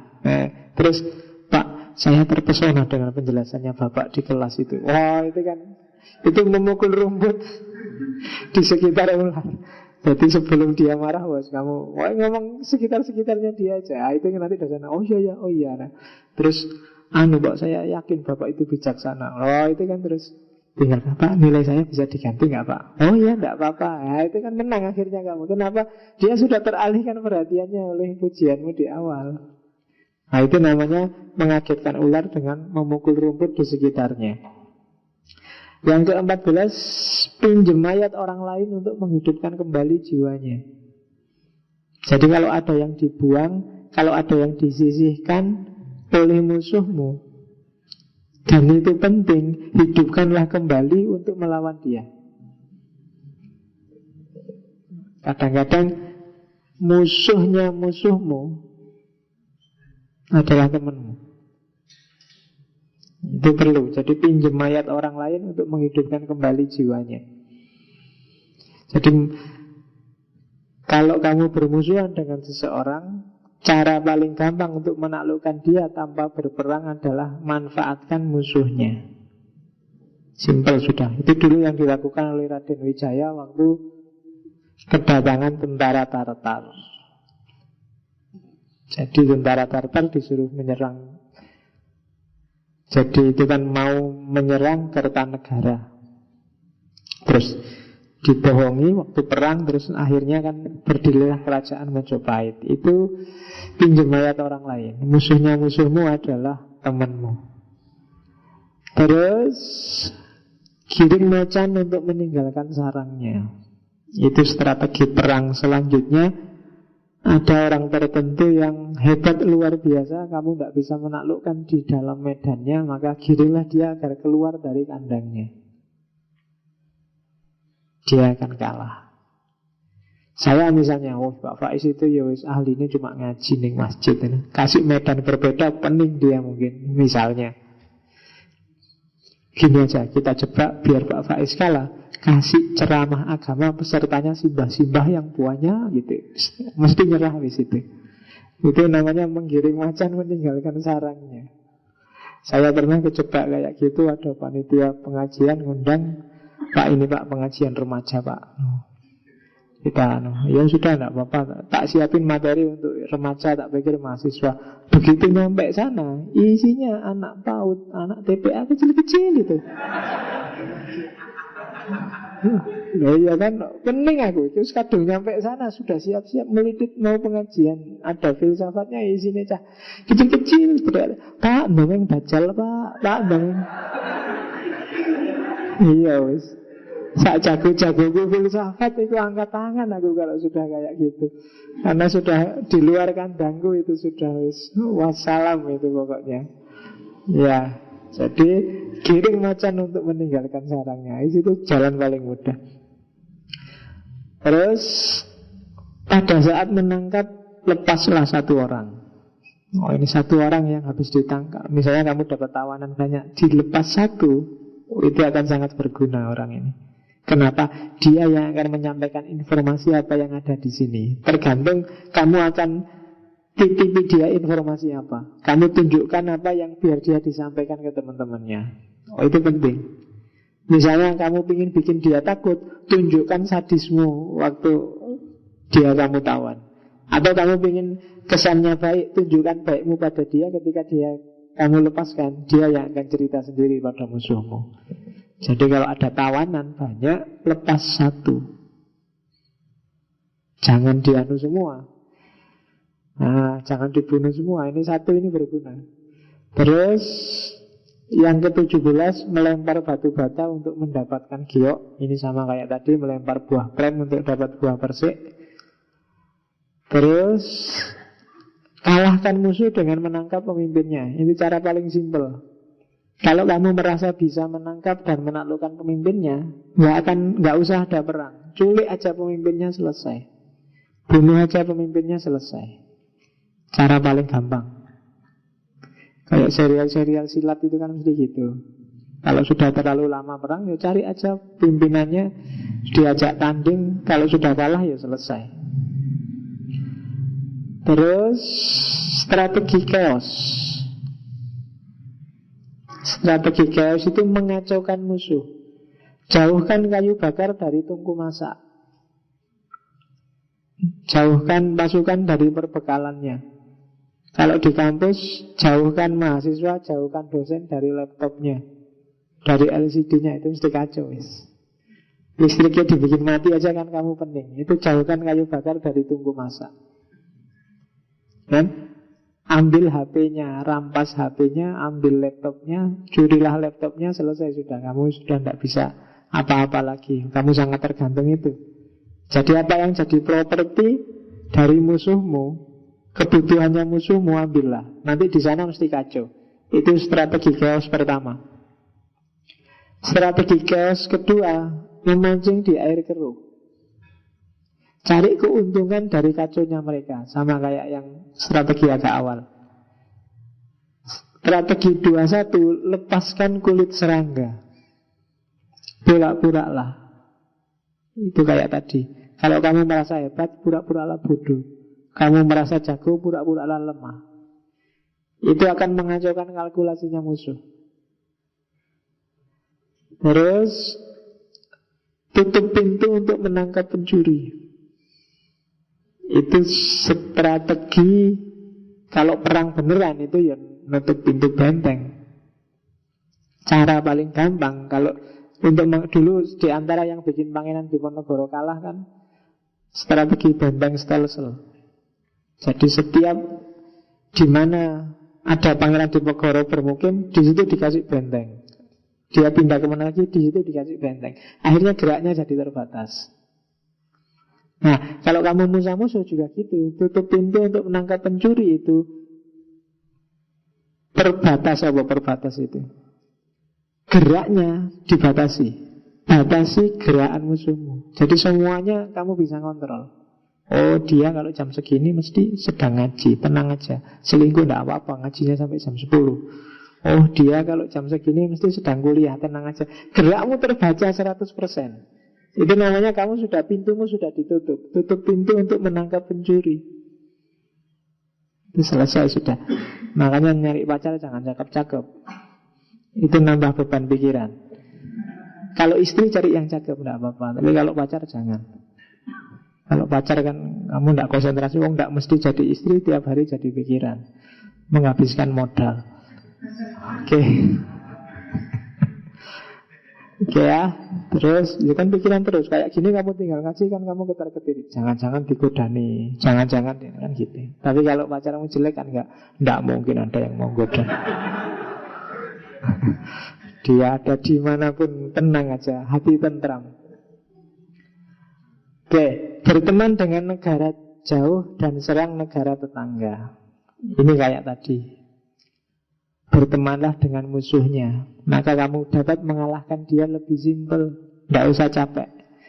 Dan yang ke-24, cari lintasan aman untuk menjelajah kerajaan Guo. Itu ya tadi, cari jalan-jalan yang musuh tidak menduga. Ternyata kamu lewat di situ. Nah, itu strategi chaos, bikin kacau. Ada strategi antisipasi. Ganti balok dengan kayu jelek. Perhatikan fungsi. Kalau pakai panah cukup ya tidak usah pakai senjata api. Kalau pakai paku cukup ya tidak usah pakai pedang. Kalau pakai lidi cukup ya tidak usah pakai paku. Ganti balok dengan kayu jelek. Itu untuk antisipasi. Jangan-jangan perangnya lama biar kamu gak kehabisan modal. Terus lihat pada pohon murbei dan ganggu ulatnya. Maksudnya apa? Eksploitasi kelemahan musuhmu. Jadi cari kelemahan dia di mana dan manfaatkan itu untuk menyerang. Itu lebih simpel, lebih cepat musuhnya kalah. Terus pura-pura menjadi seekor babi untuk memakan macan. Pura-pura bodoh, tapi nanti hasilnya besar. Pancinglah dia menganggapmu bodoh dan mendekat padamu, ingin menerkammu. Tapi begitu kamu buka dirimu, ternyata kamu bukan babi tapi macan. Nah itu jadi pura-pura menjadi babi untuk memakan macan. Yang ke-28, jauhkan tangga ketika musuh jatuhkan tangga ketika musuh telah sampai di atas. Ini strategi menjebak musuh. Biarkan musuh datang, masuk ke dalam jebakanmu, seolah-olah dia sukses naik tangga, tapi begitu sampai di atas dia dijatuhkan. Ini biasanya yang kamu sebut pengkhianat itu kan. Itu orang pinter kan, membiarkan orang masuk, tapi begitu masuk di dalam dijebak dia. Nah itu strategi. Terus hias pohon dengan bunga palsu. Ini strategi pura-pura juga. Terus buat tuan rumah dan tamu bertukar tempat. Nah, ini strategi luar biasa untuk biar musuhmu menganggap kamu itu tamu padahal kamu itu tuan rumah. Musuhmu menganggap kamu itu tidak ngerti apa-apa padahal kamu menguasai segalanya. Nah, itu buat tuan rumah dan tamu bertukar tempat. Terakhir, strategi kalau kalah. Kalah juga harus strategi. Yang pertama, jebakan indah. Kalau kamu merasa kalau tak serang ini saya mesti kalah, Pak, bikin jebakan. Jebakan indah itu senengkan dia. Kayak tadi dipuji, ditinggikan, dianukan, itu sebenarnya jebakan. Jadi ya contohnya kalau zaman dulu pakai perempuan untuk menjebak laki-laki. Nah itu kan kelemahan laki-laki paling besar kan perempuan. Jadi dikasih itu aja kan sudah gampang kalah. Strategi jebakan indah. Ya kalau kamu mungkin saya juga ingin Mbak dijebak secara indah. Ya siapa yang akan menjebak kamu bang? Ya kan? Yang kena jebakan indah misalnya Abraham sama. Itu kan kena jebakan indah. Indah sih tapi itu jebakan, hati-hati. Kamu yang besok pejabat hati-hati dengan yang kayak gini. Karena kalau dinasihatkan enak, cuma begitu dijalani berat. Kalau kamu disodori itu beneran kan ya abot. Oke, terus kosongkan benteng. Ini jebakan psikologis. Anggap musuh sudah merasa aman bahwa kamu sudah mundur. Itu kayak zaman Nabi kan, kayak kasusnya perang Uhud itu kan. Jadi awalnya kita menang yang muslim, tapi umat Islam kena jebakan kosongkan benteng. Dianggapnya orang Quraisy itu sudah lari semua, pergi semua, tapi dia cuma muter dan balik lagi. Akhirnya korbannya luar biasa zaman perang Uhud. Itu kena jebakan kosongkan benteng. Terus biarkan mata-mata musuh menyebarkan konflik di wilayah pertahanannya. Kadang-kadang kita tahu ada mata-mata, tapi biarkan aja mata-mata itu kerja sebagai mata-mata, cuma kasih dia informasi yang keliru. Itu lebih bahaya daripada mata-mata yang ditangkap. Biarkan aja dia ngawasi terus, cuma kesankan ke dia kesan yang keliru. Jangan kasih tahu dia aslinya, jangan tunjukkan aslinya waktu dia mengamati. Nah, itu strategi kalah. Strategi kalah itu maksudnya kalau kekuatanmu nggak memadai, pakai strategi ini. Terus strategi 3-4, lukai diri sendiri untuk mendapatkan kepercayaan musuh. Itu sudah ngerti lah. Kalau tadi untuk menang mengorbankan yang kecil, ini lukai diri itu. Tunjukkan bahwa aku sudah terluka, aku sudah kalah, aku sudah nyerah sekarang, aku si esmu. Nah, itu. Begitu dapat kepercayaan, menyerang balik. Terus ikat seluruh kapal musuh secara bersamaan. Jadi strategi yang banyak tadi itu ya harus dipakai secara bervariasi. Dan gak harus satu-satu. Bisa dalam satu pertempuran, bisa 20-30 strategi dijalankan sekaligus, dalam rangka bisa menang. Tapi seandainya tetap tidak menang, tetap kalah, strategi terakhir harus dipakai. Larilah. Nah, ini intinya yang terakhir itu yang penting. Kalau sudah kalah ya lari loh, jangan bertahan, itu namanya konyol. Harus melayu loh. Kapan-kapan kalau sudah kuat perang lagi. Itu loh. Jangan mati-matian terus. Jadi strategi sebanyak itu tadi, Pak sudah tak pakai Pak, 35 masih kalah. Ya berarti tinggal satu lagi, lari aja.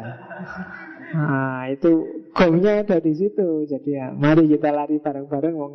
Kalah daripada nanti dibantai semua kan wassalam kita.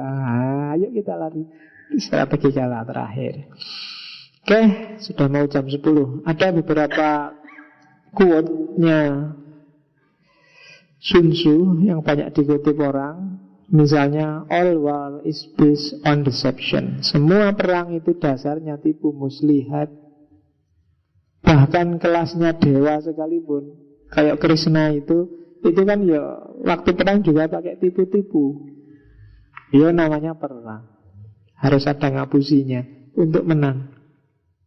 Makanya ada yang bilang all is fair in love in war. Semua itu sah, semua boleh dalam perang dan dalam cinta. Ya tidak tahu kalau dalam perang mungkin ya, kalau dalam cinta apa ya? Ya silahkan kamu diskusikan sendiri. Terus know your enemy and know yourself, and you can fight 100 battles without disaster. Kalau kamu kenali dirimu dan kamu kenali musuhmu, maka kamu bisa perang di ratusan medan tanpa kalah, tanpa mengalami bencana. Nah, kuncinya di situ. Kalau enggak, kalau katanya Sun Tzu, kalau kamu cuma kenal dirimu, tidak kenal musuhmu, kemenangannya separuh. Kalau nggak kenal dua-duanya, mesti kalah. Oke. Terus the supreme art of war is to subdue the enemy without fighting. Seni perang yang paling tinggi, yang paling jos, paling top adalah menaklukkan musuh tanpa perang. Kalau kamu bisa bikin musuh bertekuk lutut tanpa perang, berarti kamu punya seni perang yang luar biasa. to Sun Tzu. Strategy without tactic is the slowest route to victory. Tactic without strategy is the noise before defeat. Strategi tanpa taktik. Strategi itu kayak visi tadi loh. Taktik itu metode, detail pencapaiannya kayak gimana. Kamu punya visi tapi nggak ngerti caranya, nggak ngerti jalan detailnya, itu ya mungkin kamu bisa menang tapi lambat. Lama cita-citamu terrealisasi kalau nggak jelas metodenya. Tapi punya metode nggak ada strategi, yo kamu cuma ribut-ribut sebentar, akhirnya kalah. Jadi kamu punya metode sih, kamu kuliah, kamu sekolah, kamu belajar, tapi nggak punya visi, nggak ngerti untuk apa kamu belajar, nggak ngerti ilmumu buat apa, hubungannya apa sama masa depanmu, maka ya nanti ada capek-capeknya dikit, tapi akhirnya kalah. Karena nggak ada visi. Jadi strategi lebih penting.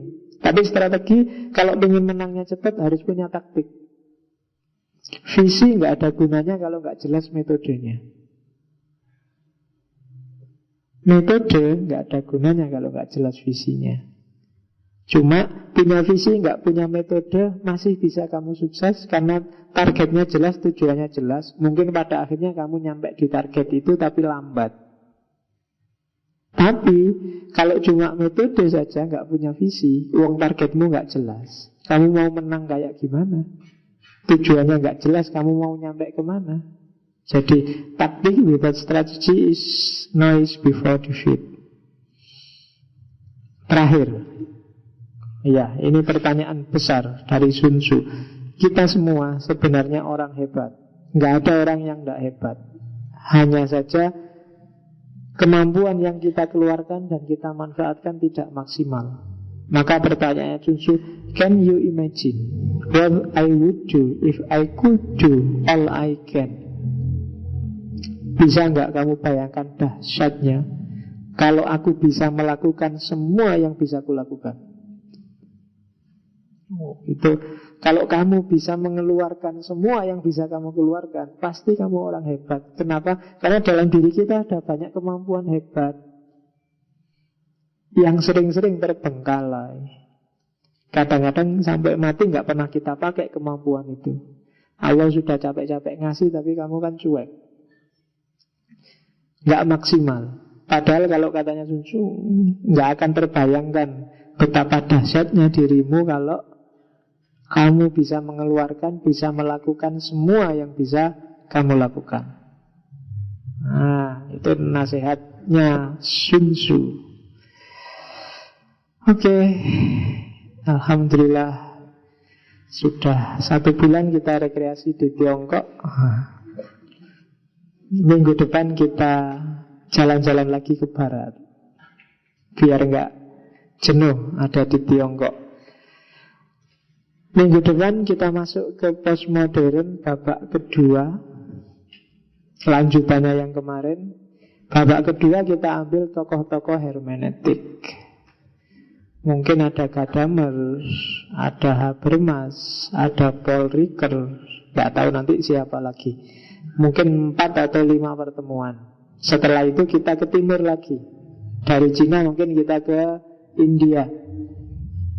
India punya filsafat perang juga kita, tapi di sana ada Buddhisme, Hinduisme. Terus nanti ke barat lagi, ke timur lagi, mungkin dari India ke Jepang. Jepang juga sebenarnya punya filsafat perang, ada samurai, ada bushido. Next time kita jelajahi itu juga. Oke, saya kira itu. Insya Allah ketemu lagi minggu depan. Kalau ada pertanyaan online aja pakai Facebook. Ada 1-2 pertanyaan yang belum saya buka di Facebook.